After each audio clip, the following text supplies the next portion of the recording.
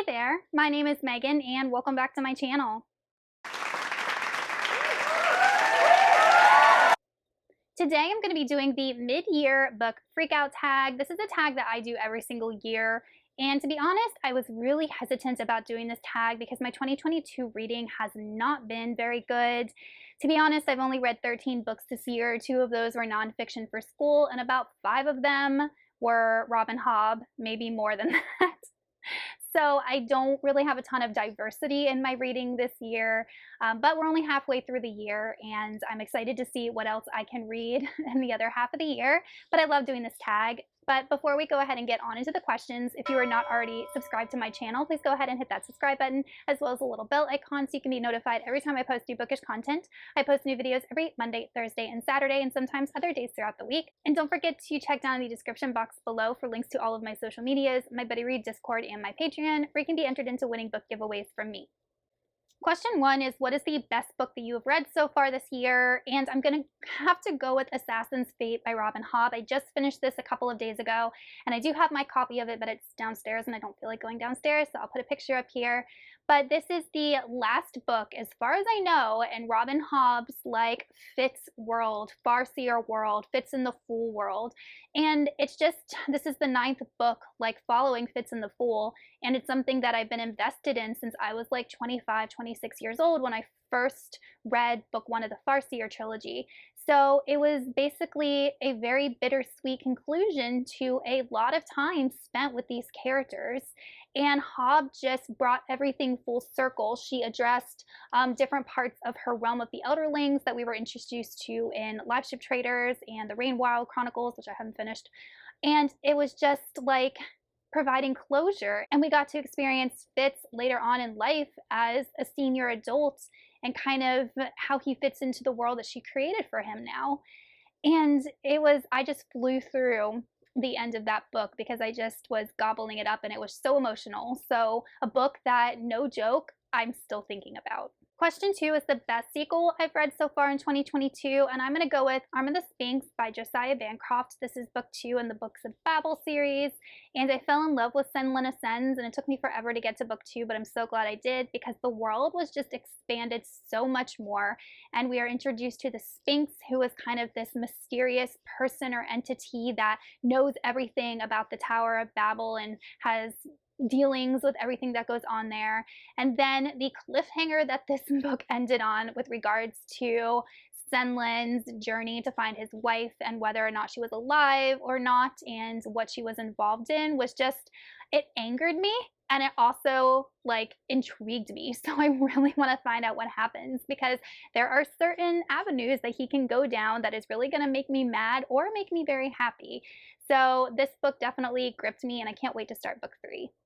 Question 3 is a new release that you haven't read yet but want to, and I just put out a video of my June most anticipated releases because there's a couple that I'm really looking forward to, and the first one is Locklands by Robert Jackson Bennett.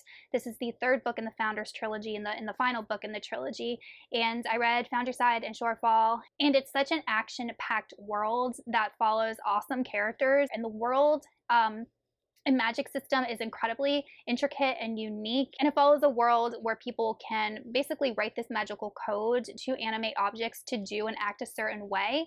And it's really interesting because the characters can kind of rewrite this magical code to change the way things act. So it really parallels a lot of how technology works in our modern world, which I just thought was incredibly clever and it really gripped me. So I'm definitely looking forward to Locklands and the concluding book in this series.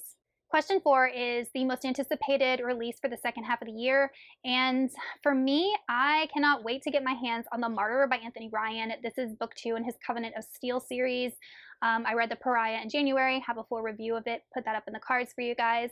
But if y'all have been watching my channel for any amount of time, you know that I really like Anthony Ryan as an author. He's one of my faves. And I still have money left over on a gift card from Christmas that I have been purposely saving to buy The Martyr, if that tells you anything about how excited I am for this book. Question 5 is my biggest disappointment for the year so far, and I'm going to have to go with A Ruin of Roses by K.F. Breene. This is an adult fantasy romance with smut erotic elements, and it's a Beauty and the Beast retelling, which I love Beauty and the Beast, and my husband got this for me for Valentine's Day, and I was really looking forward to it. And unfortunately, fell really flat for me. I felt like the world in the magic system was not really explained to the reader, and I felt like I was just picking up crumbs every time she kind of like threw a detail at me and then piecing it together myself. I also found the characters very flat and one-dimensional, and it was a lot of vulgar sex scenes in here, like not even sweet, tasteful, romantic sex scenes, like just vulgar. And there were just like sexual situations in here that just gave me an ick factor, and I'm not trying to like read a book that's supposed to be a romance and kind of like be feeling icky about it. So unfortunately, this one just missed the mark for me. Question 6 is my favorite surprise, and this one's hard to answer because there wasn't really a book that has overly surprised me. For example, I've been reading a lot of Hobb, and I know that I love Hobb. I've been reading V.E. Schwab. I love V.E. Schwab. I've been reading Anthony Ryan. I love Anthony Ryan. So there's really no book I can say that surprised me because I went into all of these books and series with high expectations as is. Prompt 7 is my favorite new author, either a debut author or a new to me author, and I think I'm gonna have to give that to R.J. Barker. He wrote The Bone Ships, which is book 1 of the Tide Child trilogy, and this is the first book in a maritime fantasy, which if you have been watching my channel, you know that I really like maritime books and books that follow characters that are sailors or pirates, and I just have always been fascinated by it ever since I was a kid. And this is probably the one book where the characters spend the most amount of time on the ocean, and these characters are on this ship called a black ship, which is where people who have been like sentenced for crimes are sent as punishment, and they are hunting this dragon that's supposed to be extinct, and these ships are made out of these dragon bones. But as the characters in the story progresses, we learn more about why they're actually hunting the dragon and things like that. And it's a very fast-paced, action-packed book. It follows two main protagonists, like an older female sea captain and then a younger kind of co-captain who's about 19 and is learning how to be a ship captain. So there's a lot of like character growth and character arcs and action in this book. Not very much magic, but I think that's going to change as the series progresses. Prompt 8 is your new favorite fictional crush, and I can't say that I have one, unfortunately. Number 9 is my new favorite character, and I'm gonna have to go with Per or Perseverance from the Fitz and the Fool trilogy. So he was introduced to us in book 1 as a stable hand, but then he pledges himself to protect Bee, who is Fitz's daughter, a farseer, and then he pledges himself to helping out Fitz as he is looking for his daughter and trying to save her. And he is like relentless. Like he made a vow and he is going to stay true to that vow. And then he just grows a lot as a character over the course of the book. And not only that, but he doesn't have any proclivity towards magic, wit, skill, any of that. So he's not affected by anyone who tries to influence him using magic. So we often think of characters who don't have magic as weaker, but characters who don't have magic aren't affected by those who do in Hobb's world. So it just kind of gave him a strength. And I really like that she did that. And he's just an awesome character, and I can see him protecting Bee for the rest of his life. Prompt 10 is a book that made you cry, and I'm gonna have to go back to Assassin's Fate by Robin Hobb. Like, no joke, the last couple chapters, I just got choked up so many times. I didn't actually cry, I didn't actually have any tears fall, but that was a super emotional book because, like I said, I've invested a lot of time and a lot of years into these characters in this world and what they've been through. There's no way not to feel emotional when things happen to them, and I'm still thinking about it, like I said, so it definitely affected me on an emotional level. Prompt 11 is a book that made me happy, and I mean, I love reading, so I guess all books make me happy, so I'm not gonna narrow it down to one book. Number 12 is the most beautiful book that I have bought this year or received this year, and I've received a couple of books from some awesome patron and subscribers of mine, and I've only bought one book myself, and that is Gallant by V.E. Schwab, and it's actually a really cool book because it actually has illustrations in it.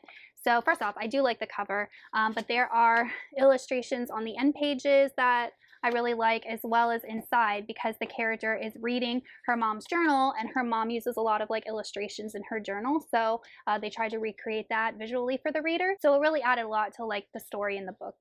And prompt 13 are what are some books that you need to read by the end of the year, and Y'all, I have been really bad this year about starting books and not finishing them, which is a habit that I personally can't stand, and it's not something that I often do.